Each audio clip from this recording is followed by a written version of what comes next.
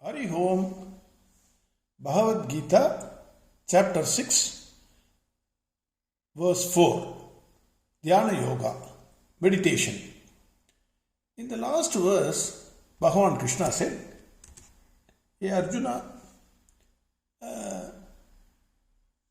for a person who is desiring mental concentration, performing action, that is Karma Yoga, is the means.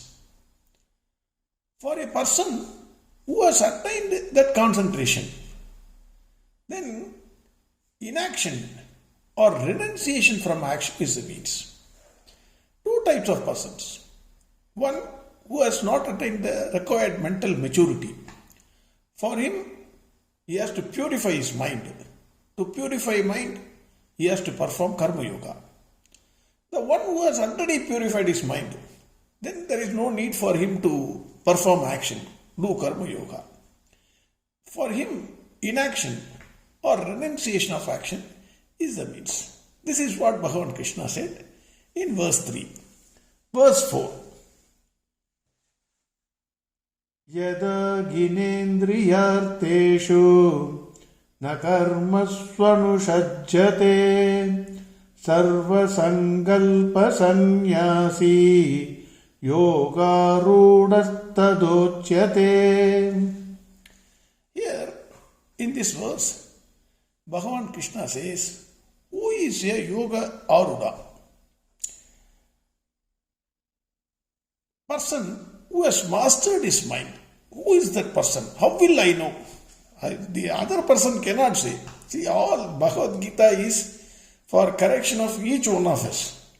I can't say whether you are a person who has attained the required maturity or not. You cannot say whether the other person or me, whether I have attained mental maturity or not. Each one has to judge for himself. Don't think about others. That is the greatest mistake which we are committing. That fellow is a bad fellow, this fellow is a rascal, that fellow is earning more than what he can earn. Unnecessary. Think about yourself. So Bhagavan gives a kind of scale to judge yourself.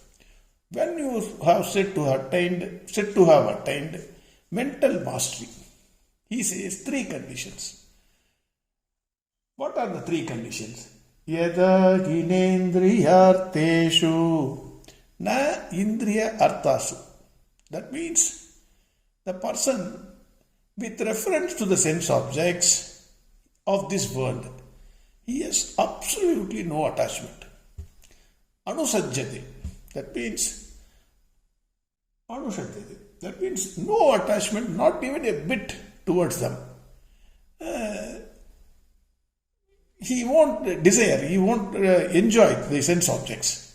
In the sense, mentally he has renounced them. Already we have seen Swami Chinmayananda saying, the sense objects of the world are leprous prostitutes with makeup, inviting you to enjoy. Such a contempt, leprous prostitute. That means there is a disgust towards them.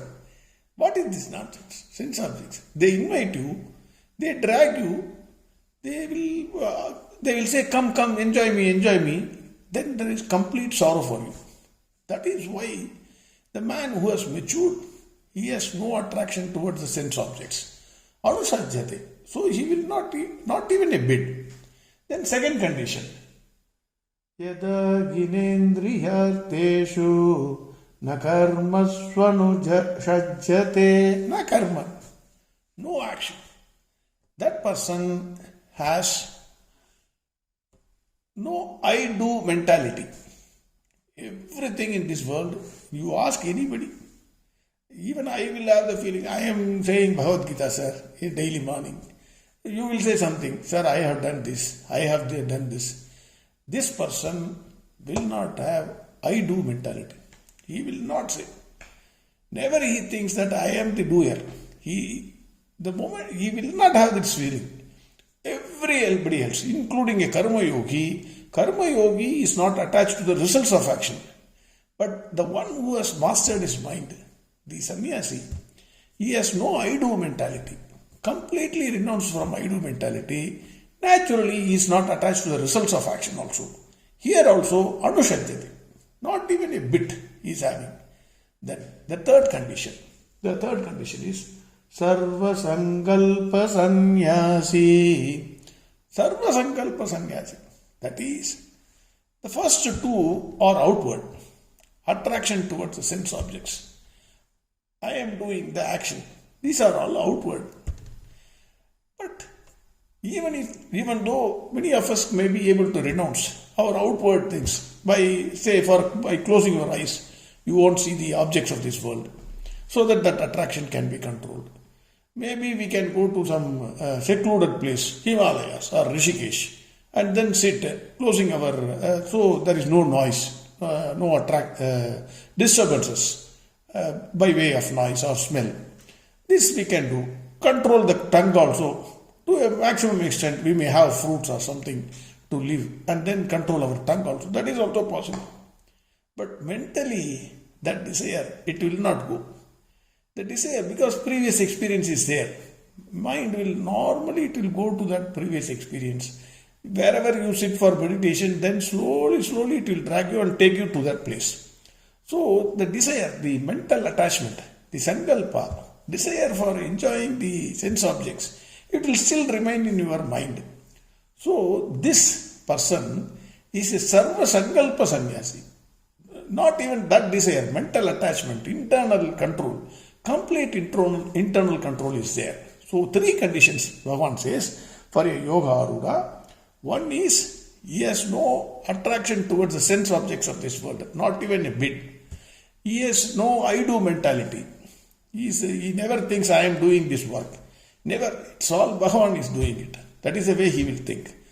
Third, he says, there is no mental desire for achieving anything. That desire is completely not there. Sarva Sankalpa Sannyasi. Sarva, completely, absolutely not there. So, this person is said to be Yoga Aruda. That is, he is said to be mastered his mind. Saint Thiruvalluvar here gives an easy solution for meditation. We have to see that. Already I said, mind by its nature, it will hold on to some thought. It is impossible if when you are awake only in deep sleep, a person can be said to be without thought. Deep sleep. In deep sleep, you know, you don't have any trouble, you don't have any sugha also, enjoyment also. You forget the entire world. There is no attachment to anything. So that is happening only in deep sleep. But the moment you are awake, thousands of thoughts cloud your mind. Even if you sit in meditation, mind will be jumping from one thought to another thought. That is the nature of the mind. It is like a monkey, it will jump. So how to control this mind? Thiruvalluvar gives a wonderful technique to control this mind. He says, பற்று அற்றான் பற்றினை அப்பற்றை பற்றுக பற்று விடற்கு. That means, wonderfully he says, பற்றுக, that means hold on, பற்று அற்றான் பற்றினை. Hold on to the feet of a person who has completely no attachment. That is Bhagavan. Bhagavan has no attachment. He has no likes and dislikes. He is not having love or hate, whatever it is. Whatever we say, Bhagavan has absolutely no attachment to anything of this world. Even though he is the cause of the world, without him the world cannot move even an inch. He has no attachment. So he says, பற்றுக பற்றற்றான் பற்றினை. Hold on to the feet of Bhagavan. Why you should hold on to the feet of Bhagavan? அப்பற்றை பற்றுக. That means hold on to the feet. பற்று விடற்கு. To remove all your attachments, whether it is physical or mental. What you do is, you hold on to, when you sit in the seat of meditation, you hold on to the feet of Bhagwan Krishna, Rama, whoever it is, whichever God is your Ishta Devata. You can hold on to that God so that your mental and physical attachments will automatically go. That is what Thiruvalluvar is saying. So, here in verse 4, Bhagwan Krishna says, 3 conditions for a person to determine whether he has mastered his mind or not. One is He has no attachment to the outer world of objects. 2. He has no I-do mentality. 3. He has no desire, sankalpas, for achieving anything. So, first two are outward attachments. Third is mental attachment. Neither he has mental attachment nor he has outward attachment. That person is said to have achieved or mastered his mind. This is what Bhagavan is saying in verse 4. Verse 4 again. Yada ginendriyarteshu na karmasvanusajjate sarva sankalpa sanyasi yoga rudastadochyate. Next verse. Tomorrow. Harihom Sarvam Krishnarpnamastu. Narayana Narayana Narayana Narayana Narayana Narayana Narayana Narayana Narayana Narayana Narayana Narayana Narayana Narayana Narayana Narayana Narayana Narayana